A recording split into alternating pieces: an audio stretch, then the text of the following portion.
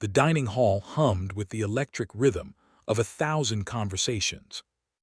Vexala kept her eyes fixed on the plate before her. Steamed root vegetables, protein paste, a gelatinous blue substance that approximated something from her homeworld. The flavors were familiar. The isolation was not. 6 weeks. She counted the days with mechanical precision, each rotation of the station's artificial dawn marking another period of silence. Another meal consumed alone at a table that had become her prison. The Zalari had no word for what she was experiencing, not in their language of shared meals and communal bonds. They had words for disgrace, for shame, for the weight of dishonor carried across generations, but nothing for this specific flavor of abandonment. In Zalari culture, the table was sacred. The act of sharing sustenance was the foundation of trust, of alliance, of family. To sit across from another was to offer vulnerability. To accept that offer was to declare fellowship. And to refuse, to look past someone as they sat alone, their table barren of companions, was the most profound rejection their society could offer. Vexala's family had been powerful once. Her grandfather had commanded the Fourth Fleet. Her mother had negotiated the trade treaties with the Karathi. Her father had been a respected voice in the assembly. Then came the breach. 3 border worlds, 73,000 Alliance soldiers dead, military intelligence, classified at the highest levels, appearing in the databanks of hostile forces. The finger pointed at her family's network of informants, at the access codes her father had maintained, at the loyalty that had been taken for granted. No proof, no trial, just suspicion, accusation, and the slow poison of political expediency. Her father was reassigned to a remote listening post. Her mother resigned in protest. Her career effectively ended. And Vexala, who had done nothing but inherit her family's name, found herself a diplomatic attaché stationed at the galactic hub, a position once coveted, now a gilded cage. She lifted her utensil, the motion automatic. The protein paste had grown cold. She didn't care. Across the hall, a cluster of Karathi officers laughed at something. Their tables were crowded. They passed dishes back and forth, their forearms moving in the fluid dance of communal eating. Vexala remembered when she had been part of such gatherings, when her presence at a table was welcome, when her name inspired trust rather than suspicion. A Zalari elder passed her table. Their eyes met for the barest fraction of a second. Then the elder looked away, their pace quickening. Another refusal, another cut. Vexala set down her utensil. Her appetite had fled hours ago, but she forced herself to eat, to show strength, to demonstrate that she would not be broken by this quiet cruelty. The station's artificial atmosphere cycled through its climate adjustments, a soft breeze carrying the mingled scents of 100 species, something floral, something metallic, something organic and unfamiliar. The sounds of conversation ebbed and flowed like tidewater. She had learned to block them out, to exist in a bubble of silence while surrounded by noise. Her data slate blinked with a notification. Another communique from her family. She didn't need to open it. She already knew the contents. Shame, demands for accountability, suggestions that she resign her post and return home to face the judgment of her elders. She deleted it unread. The memory of her last shared meal haunted her. It had been with her father in the station's private dining rooms reserved for diplomatic families. He had been optimistic then, convinced that the accusations would be resolved, that his name would be cleared. He had passed her the bread, a Zalari gesture of trust, of shared future. That was 73 days ago. Now he was at the listening post. She was here, and no one would share her table. She reached for the blue gelatin. Her hand trembled. She steadied it. This was what they wanted, to see her break, to watch her retreat into shame and silence, to prove that her family's enemies were right, that the bloodline was weak, unworthy, deserving of this slow execution. She would not give them that satisfaction. Vexala ate, She ate until the plate was empty, until her body received the nutrients it needed. She ate with mechanical discipline, refusing to let the weight of isolation conquer her. When she finished, she rose. Her movements were precise, controlled. She carried her tray to the disposal unit, her footsteps measured against the tile floor. She did not look at the other tables. She did not meet anyone's eyes. But she felt them, felt the weight of their observation, felt the whispers that followed her, felt the judgment that hung in the air like smoke. At the door she paused, for just a moment. And then she saw him. A human, standing near the entrance, his arrival timed perfectly with her departure.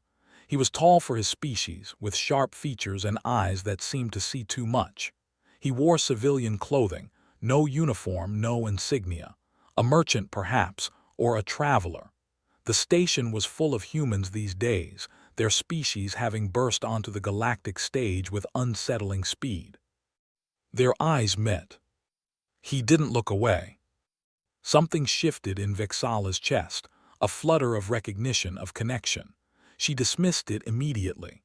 Humans were unpredictable, their social protocols almost as alien to the Zalari as their biology. Their arrival had upended the delicate balance of alliance politics. Their ambitions were unclear. Their motives were suspect. But he held her gaze. And for the first time in 42 days, Vexala felt seen. She walked past him, her stride unbroken. The doors hissed open and she entered the corridor beyond. She didn't look back. But she felt his eyes on her, felt them like warmth against her carapace. She told herself it meant nothing. The corridor stretched before her, lined with the glowing markers that guided station residents to their destinations. Vexala's quarters were in the diplomatic wing, a modest chamber with a view of the station's interior gardens. It was the only place where she could lower her guard, where the weight of performance could be set aside. She reached her door, pressed her palm to the biometric scanner. The lock disengaged with a soft click. Inside, her quarters were sparse. A sleeping platform, a desk, a small shrine to her ancestors, the only personal item she had kept from her homeworld. She approached it now, her hands tracing the carved symbols of her family line. "Forgive me," she whispered in her native tongue. "I have failed to uphold your honor." The shrine offered no response. It never did. She moved to her desk and activated her terminal.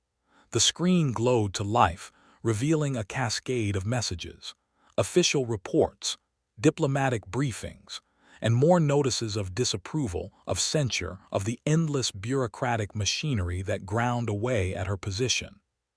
She closed them all. Instead, she opened a private file, a dossier she had compiled in secret, details of the data breach, access logs, communication records. She had spent weeks cross-referencing, analyzing, trying to find something that would clear her family's name. She had found nothing.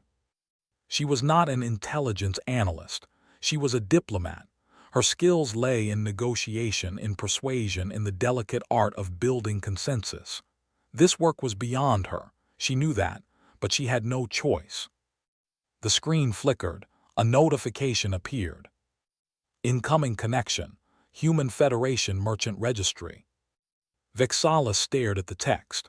Merchants didn't contact diplomatic attachés without reason, and humans, for all their unpredictability, were not known for random outreach. She opened the message. "Greetings, Attaché Vexala. My name is Kale. I observed you at the dining hall this evening and noticed your table was unoccupied. In human culture, sharing a meal is a gesture of goodwill. I would be honored to join you at your convenience. I have questions about Zalari trade agreements. Perhaps you could provide clarity. I await your reply." She read the message 3 times. It was absurd, foolish, a transparent attempt to exploit her isolation for access she should not provide. And yet, Vexala's fingers hovered over the keyboard. She should delete the message, report it to security, maintain the distance that had been forced upon her.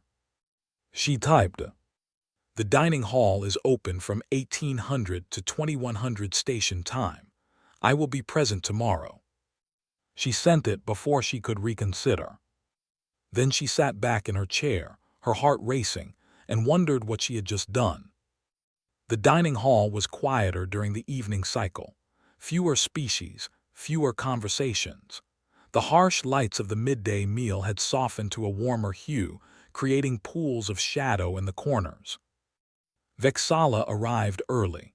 She chose her usual table, isolated near the wall, a position that allowed her to observe without being observed. She sat with her back to the room, facing the entrance, a defensive posture, protective. She didn't know why she had responded to the human's message. Perhaps it was desperation, perhaps curiosity, perhaps the simple, aching need to speak to someone who didn't already know her disgrace. The minutes passed, she watched the door. And then he walked through. Kale moved with an economy of motion that seemed deliberate, practiced. His civilian clothing was well-tailored but unremarkable, gray fabric, simple lines. Nothing about him screamed authority, but something about him commanded attention. He spotted her immediately. His eyes found her across the room, and he changed direction without breaking stride. Vexala felt her throat tighten. She had invited this. She had agreed to this. And now that it was happening, she wasn't sure she was ready. He reached her table. He paused, his expression neutral. Then he gestured to the empty seat across from her. "May I?" She nodded. The word wouldn't come. He sat. The motion was casual, unhurried. He placed his tray on the table, a meal of vegetables and some kind of protein compound, and arranged his utensils with almost ceremonial precision. "I appreciate you agreeing to meet," he said. His voice was soft, with a timbre that resonated in the space between them. "I know this must be unusual for you." "Unusual," she repeated. Her voice came out steady, a small victory. "That is one word for it." He smiled. It wasn't a large smile, just a curve of the lips, but it transformed his face, made him seem approachable, human. "I've been observing the station's social dynamics since I arrived," he said. "Your species places significant weight on communal dining. You have studied us."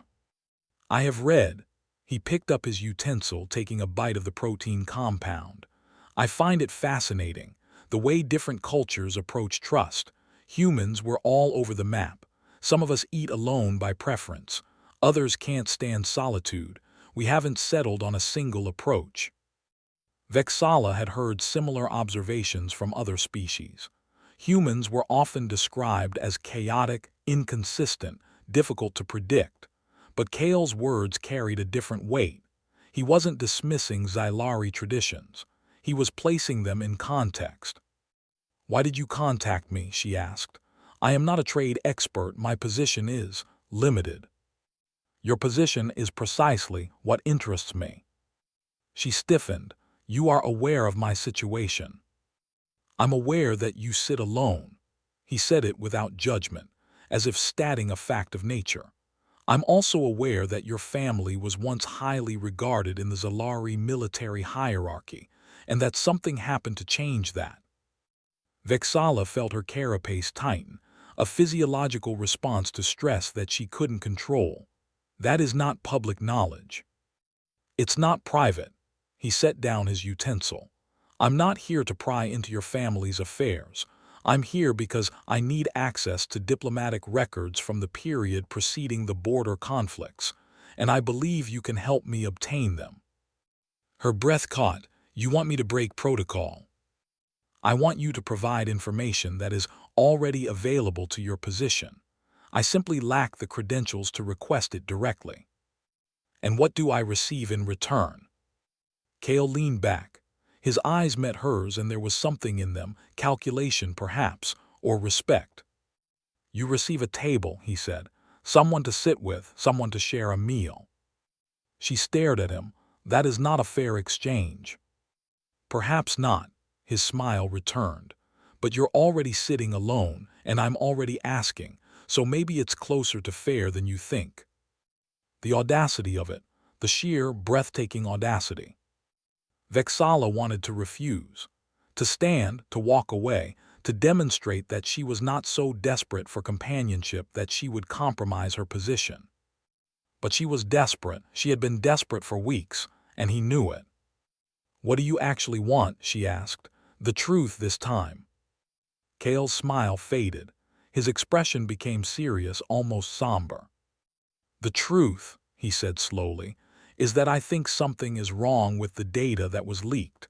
I think it was planted, and I think you're the only person on this station who cares enough to find out why." The dining hall seemed to contract around them. Vexala felt the weight of his words like a physical force.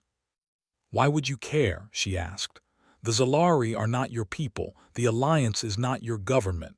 What stake do you have in this?" Kale didn't answer immediately. Instead, he reached into his pocket and withdrew a small device, a data slate, but not one she recognized. He placed it on the table between them. "I'm a merchant," he said. "I trade in information, and the information I've been tracking suggests that someone is manipulating Alliance intelligence, someone who wants to weaken the Xylari military specifically, someone who succeeded." Vexala felt her heart racing. "Who?" "That's what I need your help to discover." He tapped the data slate. "I have fragments, pieces of a puzzle, but I don't have the context to assemble them. Your access to the diplomatic archives could provide that context." She stared at the device, at the pieces of a puzzle that might clear her family's name. "Assuming I agree," she said carefully, "how do we proceed?" Kale smiled again. It was different this time, warmer, almost conspiratorial. "You share your table with me," he said. "I share my findings with you, and we see where the information leads." Vexala reached out and picked up the data slate. It was warm in her palm. "I have conditions," she said. "Name them."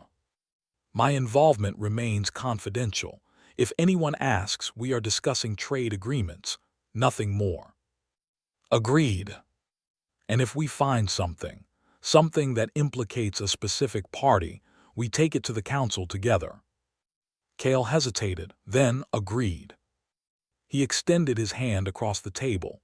Vexala recognized the gesture, a human sign of agreement, of partnership. She reached out and clasped his hand in hers. His skin was warm, his grip firm. For the first time in weeks, something other than despair stirred in her chest.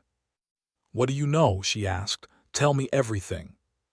The information Kale shared was fragmentary but compelling. 3 weeks before the data breach, a Zalari military communications hub had experienced a system anomaly. Nothing dramatic, a brief fluctuation in signal strength, a minor data packet loss. The standard diagnostic had reported it as a routine glitch. Except the anomaly had occurred at exactly the same moment that a classified transmission was sent from that hub. A transmission that contained the intelligence later leaked to enemy forces.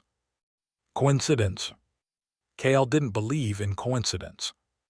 "The timing is too precise," he said, sliding a data visualization across the table. "The anomaly lasted exactly 1.7 seconds. That's too short to be a natural disruption. That's a targeted intercept." Vexala studied the visualization. She had reviewed these same reports before. She had seen the anomaly, but she hadn't made the connection. "Who would have the capability to intercept a military transmission?" she asked. "The list is limited." Kale's voice was measured, clinical. "Alliance intelligence, the Karathi, the Human Federation, several smaller powers with advanced electronic warfare capabilities. And you've eliminated human involvement." He paused. "I've eliminated the Federation's official involvement. Unofficial operations are harder to track." She set down the data slate. They were in her quarters now, the privacy of diplomatic spaces allowing for more open discussion. 3 days had passed since their first meal together. 3 days of careful meetings, of exchanged information, of building trust in the shadow of suspicion. "You're not a merchant," she said. It wasn't an accusation, it was an observation. Cale met her gaze. "No," he said simply, "I'm not." "What are you?" "I'm someone who wants to find the truth. That's what matters." Vexala felt her frustration rising. "I have put my position at risk. My reputation, what little remains of it, is now tied to yours. I deserve to know who I'm working with." Cale was silent for a long moment. Then he reached up and touched his collar, a gesture that seemed casual but carried weight. When he spoke again, his voice was softer. "I'm an intelligence operative, Human Federation. My cover is merchant. My mission is to identify the source of the intelligence manipulation." She should have been angry. She should have felt betrayed. Instead, she felt something else entirely: validation. "Your government knew," she said, "about the manipulation, about the planted data." "We suspected, we couldn't prove it." He spread his hands. "That's why I'm here, to find proof. And my family's disgrace was collateral damage." His voice was even. "I won't lie to you. I knew about your situation before I arrived. I knew you would be desperate. I knew you would be willing to help." The words were like a knife. Vexala felt them cut through her carefully constructed defenses. "You used me. Your isolation gave me cover. No one watches the disgraced. No one cares what they do. I needed someone who could move through the diplomatic system without attracting attention. You were the perfect candidate." She stood, her hands were shaking. "Get out." Cale didn't move. "I'm not finished," he said. "I said get out. The manipulation is bigger than your family, bigger than the Zalari. Someone is orchestrating a conflict, pushing the Alliance toward war, and your family's disgrace is part of the strategy, a test case to see if the system can be destabilized." She froze. "What are you talking about?" Cale stood. He moved to her terminal and activated the display. A map of the galactic sector appeared: Alliance territory, border worlds, contested space. 3 worlds lost," he said. 73,000 soldiers dead. And the intelligence that caused those losses was planted. Someone wanted the Alliance to believe the Zalari were compromised, wanted the military to fragment, to lose cohesion. He highlighted a series of points on the map: neutral worlds, resource-rich systems, strategic choke points. These are the targets. If the Alliance falls into chaos, these worlds become vulnerable, and someone is positioned to take them. Who? We don't know yet, but the pattern is deliberate. The execution is professional. This is a state-level operation. Vexala stared at the map, at the worlds that would burn if the Alliance collapsed. "Why tell me this now?" she asked. "If you've been using me, why reveal yourself?" Cale turned to face her. His expression was unreadable. "Because I trust you," he said, "and I think you deserve to know the truth." She laughed. It was a bitter sound edged with despair. "You trust me. You've been lying to me since we met." "I've been selective with the truth. There's a difference." "Is there?" He didn't answer. Instead, he reached into his pocket and withdrew a small data chip. He placed it on her desk. "This contains everything I know, the raw intelligence, the hypotheses, the evidence. It's yours now." She stared at the chip. "Why?" "Because I can't do this alone, and because I think you're strong enough to handle the truth, even if it hurts." Vexala felt tears building behind her eyes. She forced them down. "You should go," she said. Cale nodded. He walked to the door, pausing at the threshold. "I'll be in the dining hall tomorrow," he said. "At the same table, if you want to sit with me." He left. The door closed behind him, and Vexala was alone with the weight of everything he had revealed. She moved to her desk, her fingers tracing the edge of the data chip. She had been used, manipulated, deceived. And yet he had given her the truth, All of it, the power to choose. She picked up the chip, slid it into her terminal, began to read. The data was overwhelming. Kale's intelligence had been compiled over months, a mosaic of intercepted communications, financial transactions, and movement patterns that painted a picture of systematic manipulation. The enemy, whoever they were, had been planning this for years. Vexala worked through the night, cross-referencing his findings with the diplomatic archives she had access to. Her eyes burned with exhaustion, but she couldn't stop. Each new connection revealed another layer of the conspiracy. The data breach that had disgraced her family was just one piece of a larger pattern. Similar breaches had occurred in the Karathi military, in the Alliance logistical network, in the communications grid of a dozen species. Each breach was small enough to be dismissed as an anomaly. Each breach weakened the Alliance's cohesion. And each breach followed the same signature. A ghost, a presence that moved through the data streams, leaving traces that were just barely detectable. Kale had tracked it across sectors, across species, across months of operations. "The ghost," she murmured to herself, "who are you?" The terminal chimed, a message from Kale. "I found something. Come to docking bay 17. She didn't hesitate. The docking bay was cavernous, filled with the hum of environmental systems and the distant clatter of cargo operations. Vexala found Kale near a small transport vessel, civilian design, unremarkable in every way. He looked up as she approached. His expression was tight, focused. "Look at this," he said, gesturing to a holographic display. She moved closer. The display showed a navigational route, a ship's path through the galactic sector. The course was complex, deliberately circuitous, but the points of contact were clear. "This vessel," Kale said, "has been operating in the same sectors as the data breaches, matching timestamps, matching trajectories." Vexala studied the route. "What species is it registered to?" "It's not registered." His voice was flat. "No transponder, no manifest, no clearance records. It moves through the sector like a ghost." "How is that possible?" "Black market technology, advanced stealth systems. Someone is spending serious resources to keep this ship off the grid." She felt her heart racing. "Can you track it?" "I already am." He highlighted a point on the display, a neutral station on the edge of Alliance space. "It docks here every 63 days, regular as clockwork." "Who operates the station?" "Independent contractors.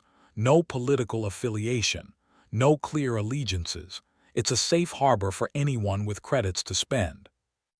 Vexala felt the pieces falling into place. "That's where we'll find the ghost." Kale nodded. "That's where we'll find answers." He deactivated the display. The bay fell quiet around them. "I'm going," he said. "I've arranged passage. I'll be gone within the hour." Vexala felt something twist in her chest. "You're leaving." "The evidence is here. The source is there. I have to follow it." He met her eyes. "I'm not asking you to come." "You're not stopping me from following."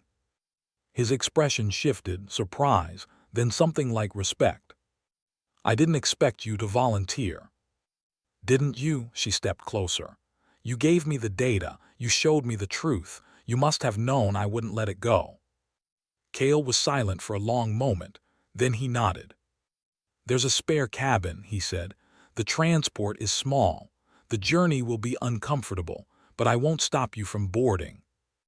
The transport left the station within the hour.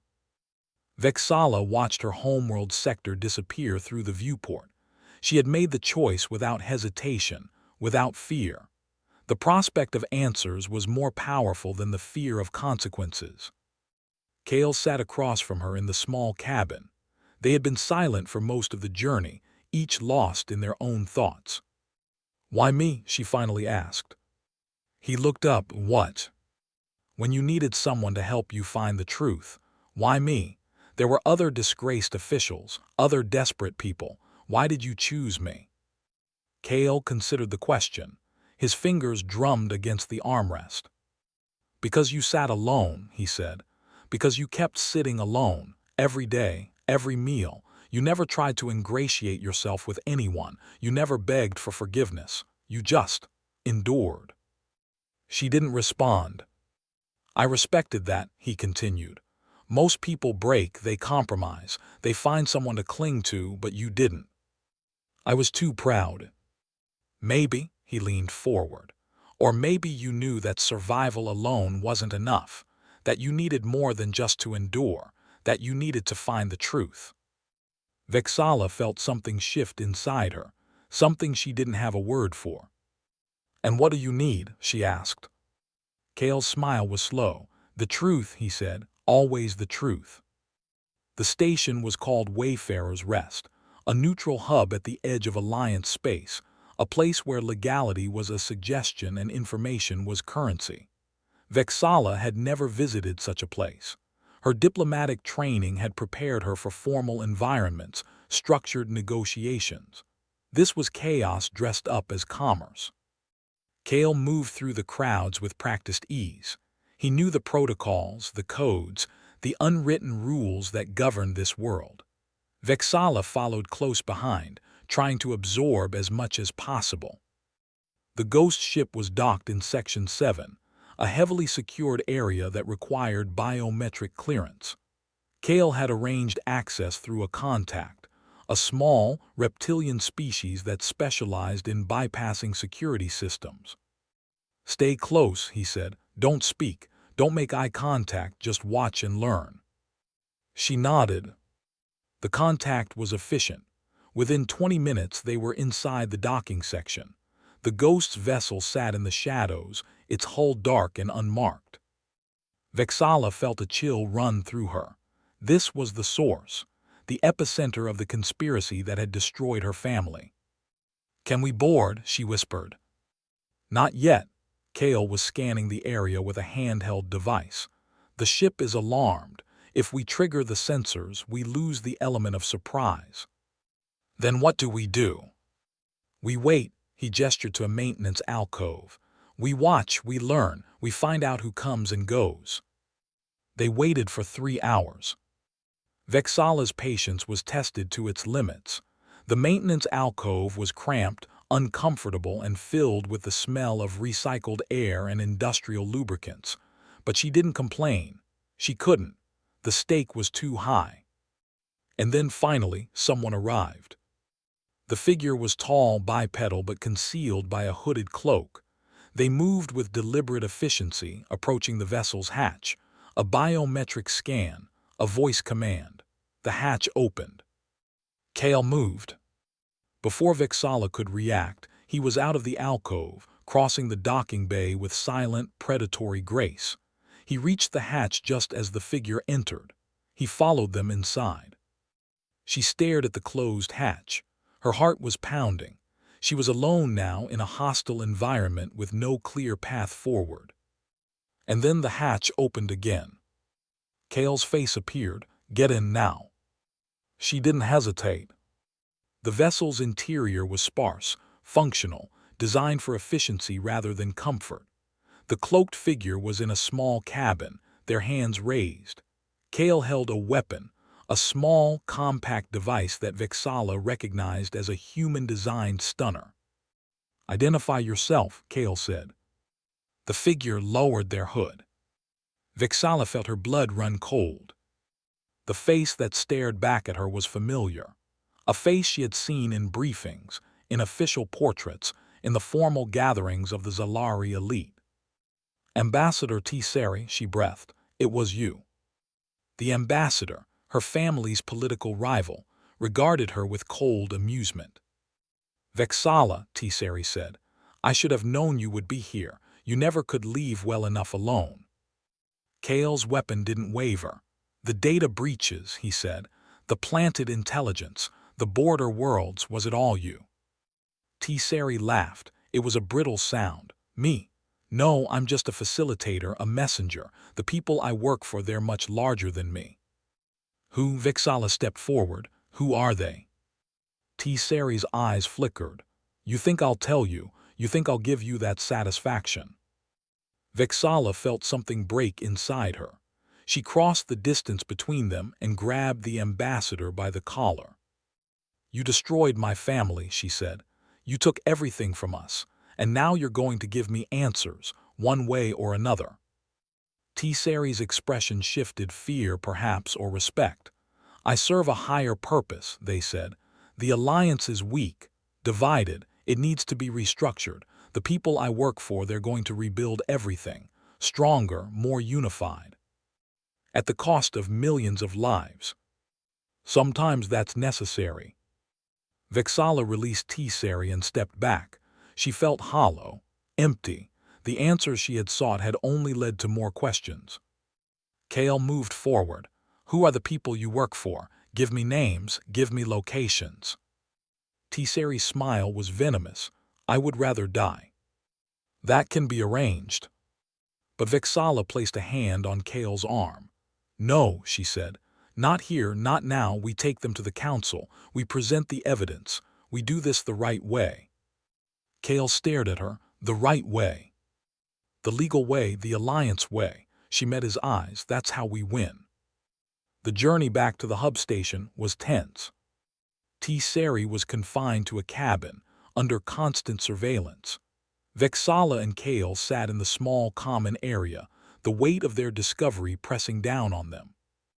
We don't have everything, Kale said. Tsari was a facilitator but not the mastermind. There's someone else, someone above them. Vexala nodded. She had reached the same conclusion. But if Tsari testifies, the council can investigate. They can follow the trail. And if Tsari refuses to testify, then we've still made progress. The evidence we have is enough to open an investigation. Kale leaned back. It's not enough to clear your family's name. She met his eyes. Maybe not, but it's a start. The transport docked at the hub station.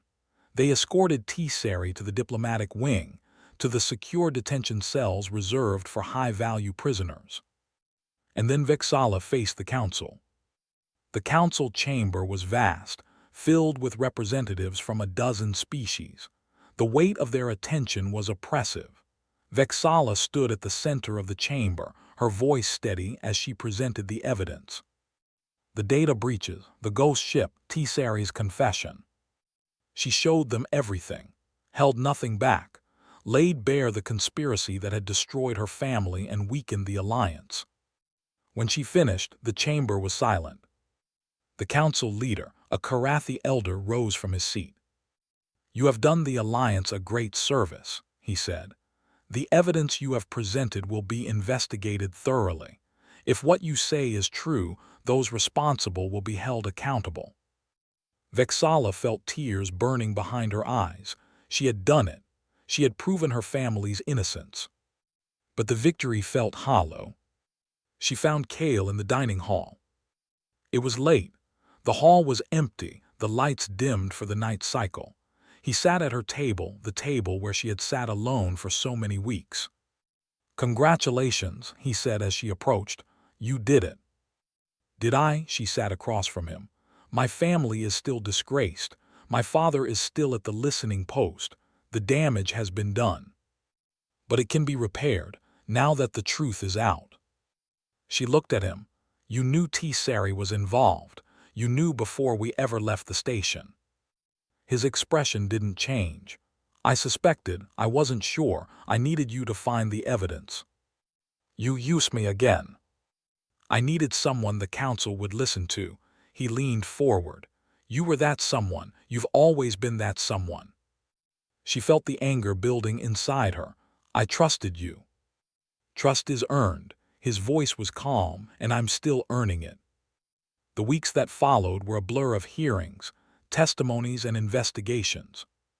Tsari's confession led to a cascade of revelations. The conspiracy reached deeper than anyone had imagined. A network of operatives, false flag operations, and financial manipulation that threatened the stability of the alliance itself. Vexala's family name was cleared. Her father was reassigned to a prestigious position. Her mother's reputation was restored.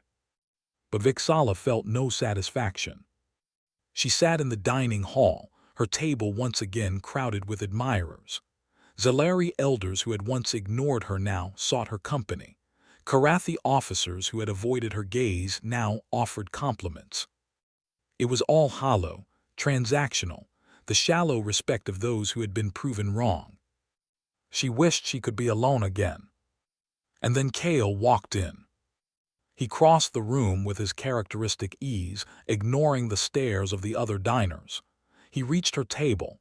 He didn't ask permission. He simply sat. The hall fell silent. "You're not supposed to be here," she said. "Your mission is complete. You should have left." "My mission is over," he smiled, "but I haven't left." "Why not?" He didn't answer immediately. Instead, he reached into his pocket and withdrew a small token, a Zalari symbol of fellowship. "Because I made a promise," he said. "I told you I would share your table. I don't break promises." Vexala stared at the token. It was carved from a material she recognized, a symbol of trust, of shared future.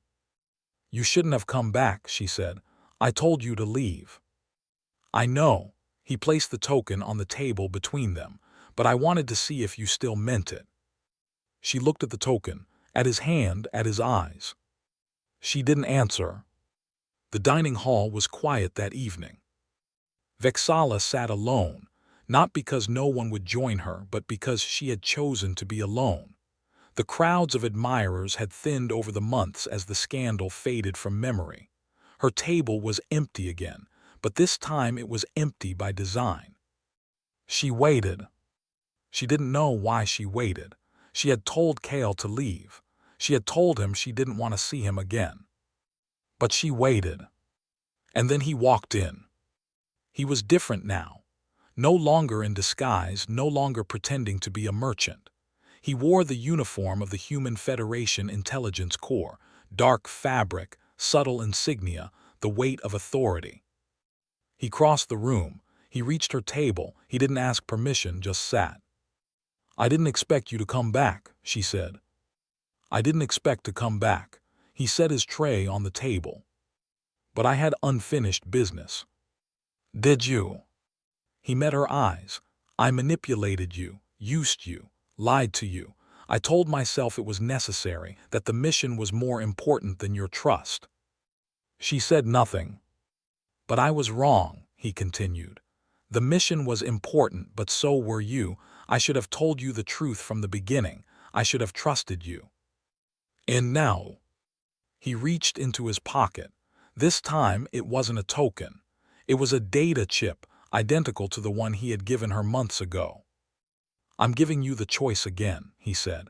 "Everything I know, everything I've discovered, it's all here, yours to do with as you please." She stared at the chip. "Why?" "Because you deserve to know the truth, all of it, not just the pieces I chose to share." Vexala felt something shift inside her, something that had been locked away. "I don't want your data," she said. He looked surprised. "You don't?" "I want your word, that you'll never lie to me again, that you'll treat me as an equal, not as a tool, not as a means to an end." Kale was silent for a long moment, then he nodded. "You have my word." She reached out and took his hand. His skin was warm against hers. "Then sit," she said, "and stay." He smiled. It was a real smile, unguarded and warm. "I can do that." The end.